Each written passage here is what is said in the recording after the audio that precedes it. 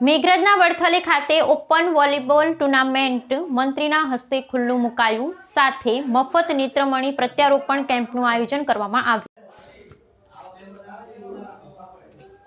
મેઘરજ તાલુકાના વડથલી સ્થિત વિશ્વ વત્સલ્ય હાઈસ્કૂલ ખાતે શ્રી આદિવાસી ડુંગરી ગરાસિયા વિકાસ મંડળ દ્વારા બીજી વખત ઓપન વોલીબોલ ટુર્નામેન્ટનું આયોજન કરવામાં આવ્યું।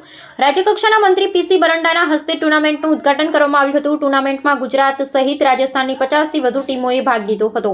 પ્રથમ વિજેતાને ₹15,001 અને ટ્રોફી, દ્વિતીય વિજેતાને ₹7,001 અને ટ્રોફી તેમજ બેસ્ટ પ્લેયર, બેસ્ટ સ્મેચર અને લિફ્ટર ટ્રોફી આપવામાં આવશે। જયંતિનભાઈ પંડ્યાના પિતાશ્રીના સ્મરણાર્થે સ્વગુણવંતલાલ પંડ્યા પૂર્વ ધારાસભ્ય તરફથી ₹15,001નું વિશેષ ઇનામ આપવામાં આવ્યું। આ સાથે જલારામ આરોગ્ય સેવા ટ્રસ્ટ હોસ્પિટલના સહયોગથી મફત નેત્રમણી પ્રત્યારોપણ કેમ્પનું આયોજન કરવામાં આવ્યું। મંત્રી પીસી બરંડા દ્વારા કેમ્પને ખુલ્લો મૂકવામાં આવ્યો હતો। સાથે મંત્રીએ પણ આંખોની તપાસ કરાવી હતી, જેમાં 350થી વધુ દર્દીઓએ લાભ લીધો અને 40થી વધુ દર્દીઓના ઓપરેશન કરવામાં આવશે। કેમ્પમાં દવાઓ પણ વિનામૂલ્યે આપવામાં આવી। અરવલ્લી હિતેન્દ્ર પટેલ।